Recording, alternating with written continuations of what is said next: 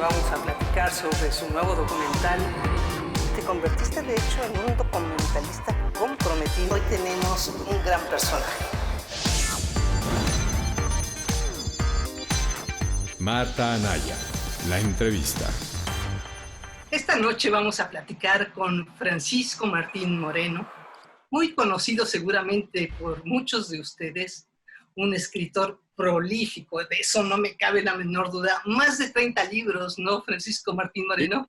Sí, más de 30 ya, sí, Marta, sí, ya, más de 30. Novelista, desde luego, muy dado a la ficción histórica y a nuestra historia en sí. Y me encantaría comenzar por ahí, Martín Moreno.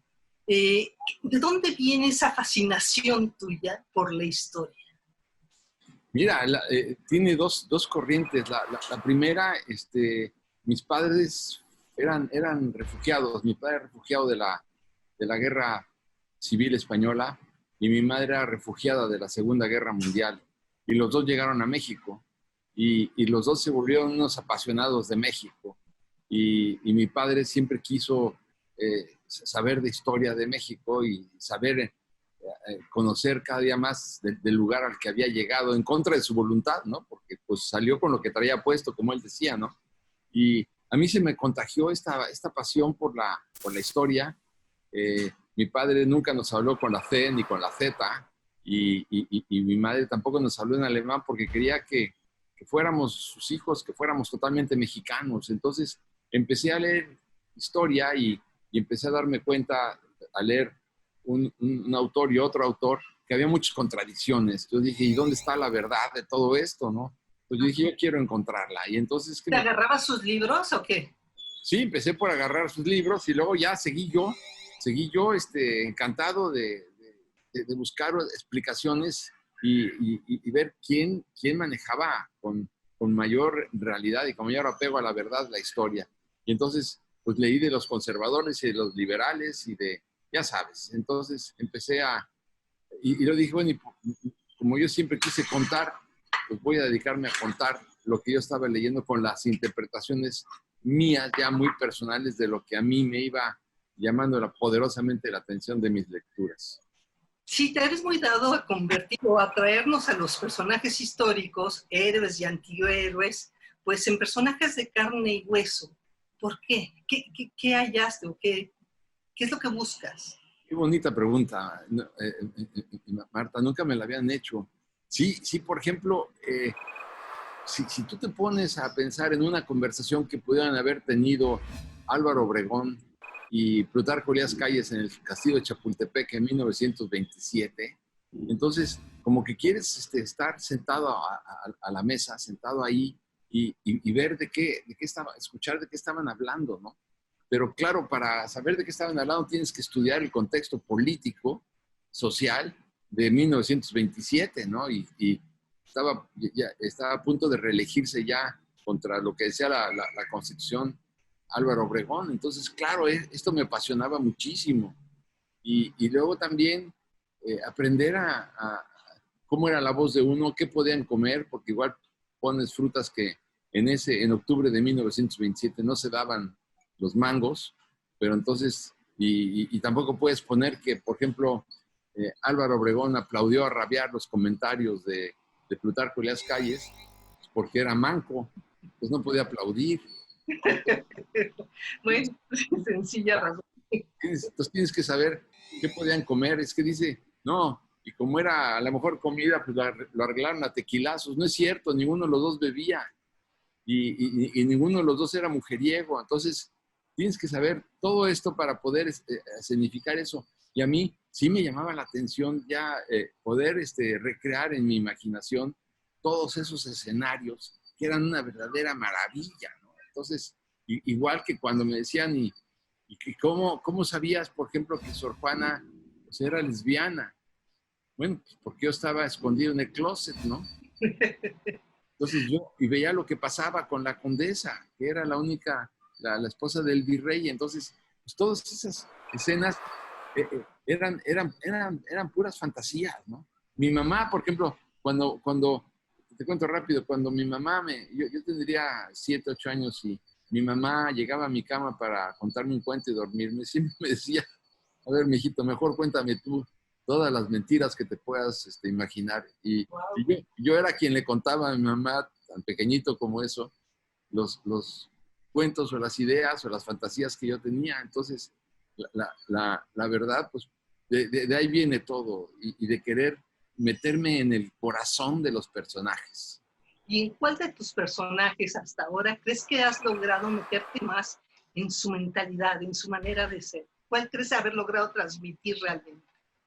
Pues yo te diría que la figura de Benito Juárez ha sido para mí la figura y he logrado meterme en su personalidad, en su concepción rígida de su vida, del derecho, de la política. Claro, cuando te metes en eso, pues entiendes perfectamente bien por qué fusiló a Maximiliano. No había opción. Él no era un hombre de dos caras. O sea, decía, es esto y eso lo ejecutaba. Yo creo que él es el que más me ha impresionado. Y también... Pero, ¿por qué no había de otra en su mentalidad para fusilar a Maximiliano? Porque en el caso concreto de Maximiliano no tenía otra opción más que fusilarlo. Es decir, este es un invasor. Este hombre le faltó el respeto a mi país.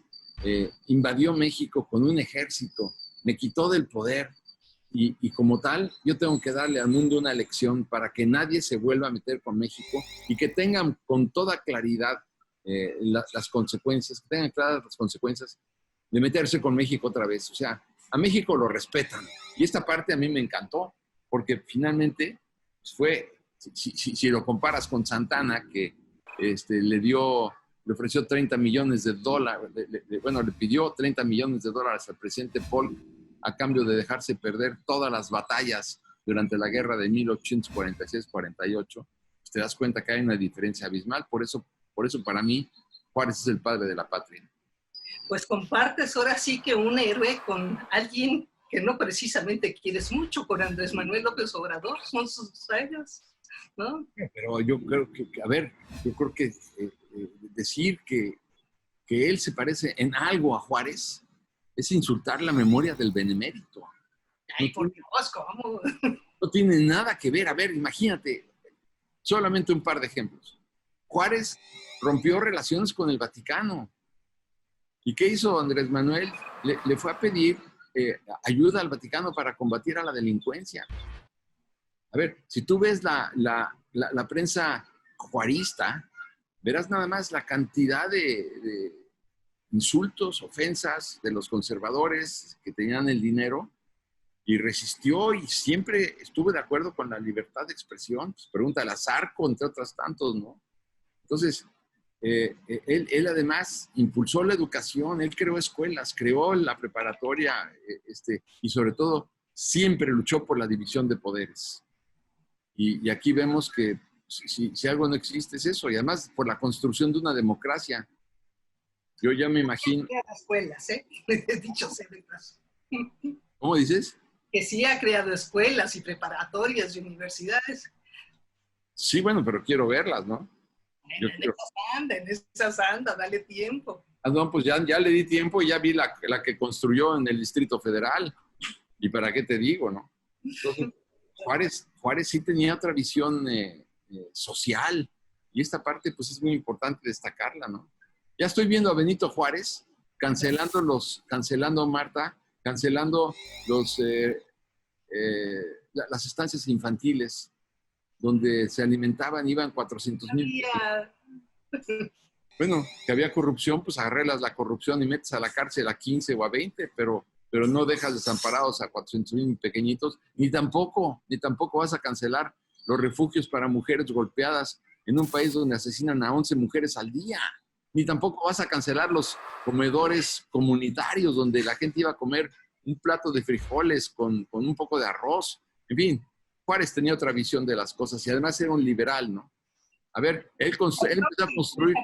Liberales y demás. Tú realmente traes así en la mira a los conservadores. Es que yo veo como semejanzas, y Andrés Manuel también, ¿no? Con los conservadores. Terminas detestando a Andrés Manuel y digo, a ver, algo no me checa entre ustedes. ¿Con los conservadores? Sí. No, bueno, A ver, Es que coinciden también en eso. Ambos son ahora sí que el coco de los dos. pero habría que ver cómo define, qué es para AMLO, qué son los conservadores, Marta. A mí me encantaría que un día lo definiera, ¿no? Dice, a ver, Juárez, por ejemplo, Juárez es el primero que empezó a construir, continuó la obra ferrocarrilera que se inició. Bueno, él en realidad lo inició con el ferrocarril de Veracruz. Él era un amante de la conectividad. ¿Qué hizo AMLO? Cancelar la conectividad desde que acabó con el aeropuerto. Si tú quieres, en su proporción cada uno. Pero bueno, a mí me queda muy claro que la conectividad era muy importante para Benito Juárez. Está haciendo otro tipo de conectividad, la del Tren Maya, la del Istmo, otro aeropuerto, o sea, es otra visión de conectividad. Sí, bueno, pero siempre con una visión económica. Lo que quería él era unir el puerto más importante de México con la capital de la República. Y aquí lo que estamos viendo era un proyecto económicamente factible. Si tú ves lo que va a costar el ferrocarril y ves lo que va a costar el boleto del ferrocarril, ahí ves los documentos que hicieron el Instituto Mexicano de Ingenieros Civiles y verás lo que puede costar el boleto. Va a fracasar de entrada. ¿Por qué? Por tráfico, por carga, por todo lo que tú quieras. O sea, es un proyecto absolutamente suicida que además va a destruir una buena parte de la selva. Por más que digan que no, pues ahí están los grandes ecologistas que te están diciendo lo que va a suceder. Ni es financiable, porque vamos a tener que pagar todos los mexicanos un subsidio enorme, y además va a deteriorar la selva. O sea, por todo concepto, es una idea equivocada de la conectividad. La verdadera conectividad está en el aeropuerto porque significaba 80 millones de pasajeros al año, $1,000 por pasajero, son 80,000 millones de dólares, más la carga. Estás hablando de más o menos 120,000 millones de dólares que le iban a entrar a México cada año, y canceló el aeropuerto. O sea, ese es un punto que... Pero ya sabemos que la palabra hubiera tiene muchas complicaciones. Por supuesto. A ver, entre tus obras tienes mucho sobre ficción histórica. Y, a ver, corrígeme, una de ellas no tuvo que ver con Colosio, una de tus obras, ahora sí que en la que mirabas lo que podría venir hacia adelante. Sí. No sé si tú precisamente esa de Hermano, debo matarte. Sí. ¿Te acuerdas? La publiqué en el Excelsior. Sí, ¿verdad? La publiqué en el Excelsior en la primera plana, diciendo, diciendo, hermano, debo matarte. Entonces, pues sí me adelanté a los acontecimientos porque lo publiqué el 6 de marzo de 1994 y 17 días después mataron a Colosio. Imagínate nada más, ¿no? Sí, no.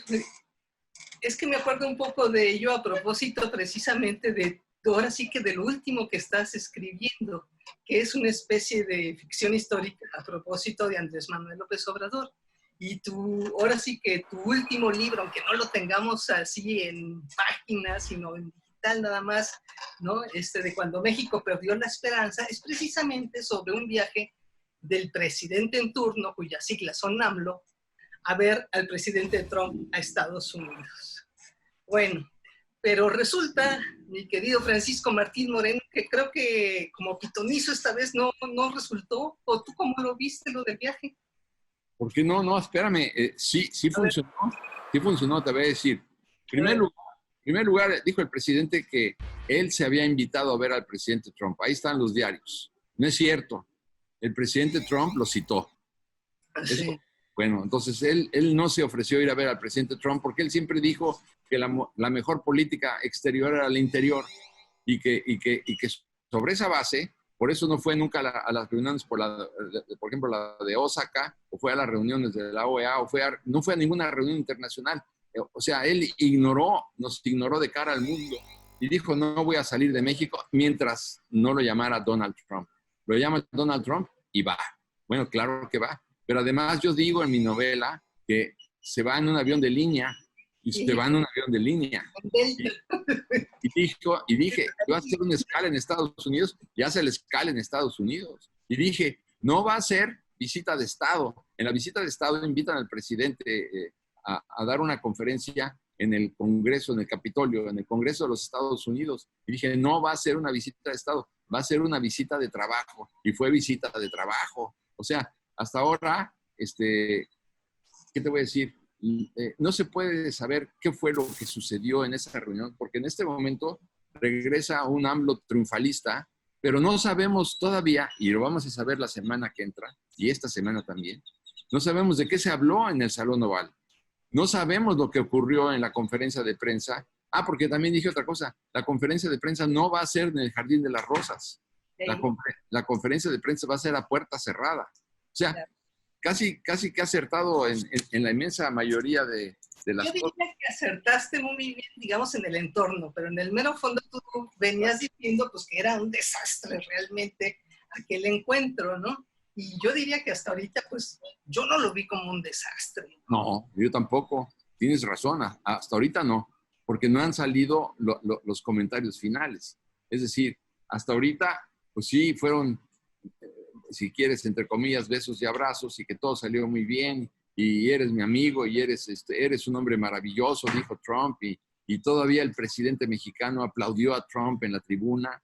Bueno, pues sí, aparentemente todo va muy bien, pero no sabemos la verdadera historia de lo que ocurrió en el Salón Oval. ¿Qué le preguntaron? ¿Qué le dijeron? ¿Quiénes estaban presentes? ¿Cuál fue la conversación? ¿Qué le preguntaron? Porque, a ver, no es lo mismo, Marta, los periodistas o pseudoperiodistas, la inmensa mayoría que va a las mañaneras, que los periodistas del Washington Post, del New York Times, del Miami Herald, que sí van a preguntar en serio. O sea, no es lo mismo. Y no sabemos qué pasó. Hasta este momento, pues sí, dieron un discurso los dos. El discurso es absolutamente protocolario, que para mí, pues, tiene muchos asegúnes, pero la verdad, pues no pasó nada. Fueron a verse, se dieron la mano y tuvieron... ¿Cómo no se dieron la mano? No se dieron la mano. No se dieron la mano. Porque también lo digo en mi novela. En mi novela dije que no se iban a dar la mano. Eso es cierto, por eso me acuerdo. No se dieron la mano. Pero a ver, en realidad, hasta donde vamos ahorita es un viaje absolutamente anodino, porque no hablaron de nada. Es decir, a ver, ¿dónde está el tema de abrazos y no balazos y el narcotráfico? ¿Dónde está el...? Era para esa la reunión. No, bueno, pero entonces no fue para eso, tampoco fue para la política económica de México, es decir, lo que pasa con los 240,000 millones de dólares que tienen invertidos los gringos en México. Pero es que yo creo que ahí sí hubo el tema, o sea, esa cena de la cual tampoco sabemos qué ocurrió con los empresarios, pero yo creo que ahí sí estuvo el fondo de la visita. Pero por eso digo yo, no, en este momento estoy incapacitado para sumarme al aplauso. Sí, porque no hay elementos, ni tampoco para condenarlo, o sea, ninguna de las dos cosas, porque no hay información de nada. ¿Sabes cómo se va a saber? Van a empezar a filtrar las noticias a través de los corresponsales, de los columnistas, de los periodistas, y van a empezar a salir las noticias de lo que pasó, porque la propia Casa Blanca lo va a filtrar. Yo ahorita, en este momento, no puedo decirte más que vino y pues, todos fueron aplausos y reconocimientos. Oye, pero yo creo que hay algo más. Yo no sé si te fijaste en las imágenes. ¿No notaste una cierta empatía e incluso yo diría fascinación entre ellos dos en cómo se llevan y cómo se tratan y cómo se miran y se sonríen y se bromean? Puede ser que sí, porque lo que sabe perfectamente Trump es el miedo que le tiene el presidente mexicano. O sea, le tiene miedo. A ver, y lo puedo demostrar. Yo no noté eso. No, nunca vi el miedo en Andrés Manuel. No, claro, no se ve, pero el otro estaba en un plan, tú ves las entrevistas con la señora Merkel. Son entrevistas donde los dos salen completamente cariacontecidos y con la cara dura, o las mismas con Trudeau, o las mismas con el propio presidente de Francia, las que ha habido con Macron. Ha habido situaciones muy complicadas entre todos ellos. Claro, no las ha habido con el primer ministro inglés, eso sí no. Pero bueno, hay muchos otros eventos en donde esta empatía puede tener otra lectura. Es decir, ¿cuál es tu lectura sobre esa empatía? Es que yo no creo que sea el miedo. ¿Qué otra podría ser? Bueno, a ver, ¿de dónde parto para hacer esta afirmación? Desde el momento en que López Obrador dijo, en México caben 1 millón de centroamericanos y siempre tendrán trabajo, casa, en fin, bienestar. El bienestar que no tienen en sus países lo van a tener aquí. Y Trump dijo, no, a ver, ese millón que tú dices no se va a quedar en Belice, no se va a quedar en Guatemala y tampoco se va a quedar en México. Se van a querer meter a los Estados Unidos. Y esto no me parece. Entonces, o tú mandas a la Guardia Nacional al Suchiate, o yo te impongo un impuesto, un arancel del 25%, algo parecido a lo que estoy haciendo con China. ¿Y entonces qué pasó? Sí, pero yo creo que ahí es más bien un reconocimiento de las asimetrías. Eso lo han tenido todos los presidentes. O sea, no te puedes poner con Goliat, o sea, sinceramente. Pero una cosa es el miedo personal y otra cosa es que, híjole, es que nos puede hundir el país. O sea, hay que ser muy cuidadoso. ¿No crees que hay una gran diferencia entre un miedoso y un presidente que está consciente del lugar de su país? Este argumento no te va a gustar, mi querida Martita, pero de cualquier manera lo voy a decir. Tampoco me gusta a mí, pero lo voy a utilizar. Acuérdate cuando Peña Nieto, que encabezó una pandilla en este país, canceló una entrevista con Trump. Acuérdate la cantidad de veces que le dijo al presidente Trump que guardara respeto y contestó muchos de sus tweets, o varios de sus tweets. López Obrador no ha contestado un solo tweet. López Obrador no ha dicho nada del muro. Sí, pero estamos hablando de momentos muy diferentes. Para empezar, Peña trajo a Trump y ya Claro. Después ya prácticamente a su salida, cuando ya se dio el lujo de, bueno, al fin que ya me voy, ya no pasa nada. O sea, no son comparables, ¿no? No, sí es comparable porque, a ver, este también ya se puede ir, Marta. A ver, puede ser que se quede nada más 4 meses más, Trump. O sea, este también se puede ir. No me referí a Luis Manuel. Yo dije en mi novela que no iba a ir a ver a Biden, que no iba a ir a ver a la señora Pelosi, que no se iba a entrevistar con los México norteamericanos que están totalmente resentidos con el presidente Trump, porque nos ha dicho que somos violadores, que somos asesinos, que somos drogadictos, y bueno, y además rompió con las reglas, igual que rompió Peña Nieto, con las reglas del protocolo electoral, que implica tener una neutralidad al país al que tú visitas si está en un proceso electoral.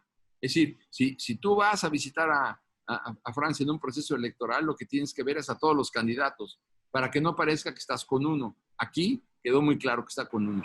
Y ahora te voy a decir una cosa. Biden, y te lo digo con fundamento, alucina a México. ¿Por qué alucina a México? Porque dice, y lo dice en corto, que somos un país podrido por la corrupción. No quiere saber de nosotros, Biden. Y además, fíjate cómo se opuso él al TLC. Fue el último que firmó el TLC, el último senador que firmó el TLC. Y no solamente eso, después su resentimiento creció por lo que le hicieron a Hillary. Cuando Peña Nieto invitó a Trump, bueno, desde allí empezó a catapultar, lo recibieron como jefe de Estado. Fue uno de los errores diplomáticos más catastróficos en la historia diplomática de México. Empezó a crecer la popularidad de Trump en contra de Hillary. No estoy diciendo que por eso perdió Hillary, pero fue un elemento importante, digamos, en la decisión electoral. Y ahora va AMLO a Estados Unidos y no lo ve, y además desconoce el papel que jugó Nancy Pelosi para lograr la suscripción del TEMEC, y tampoco la ve, ni la llama, ni va a ver a nuestros compatriotas. Bueno, pues ¿qué quieres que te diga? Estoy absolutamente en contra de esto. O sea que tú todavía le das espacio a tu novela a que se cumpla la profecía. Sí, porque vamos a saber qué pasó en la reunión. A ver, Marta, en la reunión del Salón Oval, vamos a saber qué pasó en ese salón el día de ayer. Te lo puedo asegurar que lo vamos a saber, y muy pronto. Y entonces, a mí me encanta discutir contigo porque eres muy combativa, y eso me encanta. El combate me fascina, ¿no? Entonces, bueno, ya veremos qué va a pasar, ya veremos qué preguntas hicieron los reporteros, porque no fue un día de campo. Quien piense que fue un día de campo, que fueron y además se sacaron la foto y luego fue a dejarle la ofrenda floral en el monumento a Lincoln y al de Juárez, y después hubo una cena y fue puro aplauso y cordialidad. No es cierto. Ya verás que no estoy equivocado. Oye, ya nos queda bien poquito tiempo, pero para cerrar, en tu novela pintas al canciller, pero bien perverso. ¿Realmente lo ves así? No, al contrario. Si tú te Políticamente. fijas, no, yo no creo que de ninguna manera creo que sea un perverso. Claro, él, como todo político, aprovecha una gran oportunidad en mi novela para poner en boca de Trump cosas que Trump no dijo, pero que él tampoco se atrevía a decírselas en su cara al presidente. Y entonces, pues yo aproveché esa coyuntura en la novela, se vale, bueno, pues decir todo esto. Pero si te fijas, él es el que dice, esto va a pasar así, esto va a pasar así, tú no te preocupes. Él tiene la información diplomática para saber a lo que se va a enfrentar el presidente de México. Y yo creo que, pues más que nada, yo lo veo como un Maquiavelo muy, muy aguzado, porque yo creo que Ebrard es un hombre muy talentoso, que está haciendo exactamente todo lo que él no quisiera hacer. O sea, esto también hay que decirlo. Yo no creo que él esté convencido de lo que está haciendo. Y si pudiera yo poner un estetoscopio en su cabeza y saber la verdad, sabría yo que él no está de acuerdo con nada de lo que está haciendo. Pero es un politicazo y lo está haciendo muy bien. Digo, pues él sabe muy bien que no se puede oponer al presidente. Ya le preguntan de cuestiones ecológicas, cuestiones militares, cuestiones económicas, cuestiones diplomáticas, claro, pero ya le preguntan de todo y él tiene que saber de todo. Y entonces me parece muy bien, yo creo que es de lo mejorcito de la 4T. Pues qué gusto, Francisco Martín Moreno. Muchísimas gracias. A ti, y qué bueno que no estamos de acuerdo, porque de estos desacuerdos es donde pueden salir buenas conclusiones. A mí me encanta conversar contigo. Vale, igualmente. Gracias. A ti, Marta, que estés bien. Y vamos a platicar sobre su nuevo documental. Te convertiste, de hecho, en un documentalista comprometido. Hoy tenemos un gran personaje. Marta Anaya, la entrevista.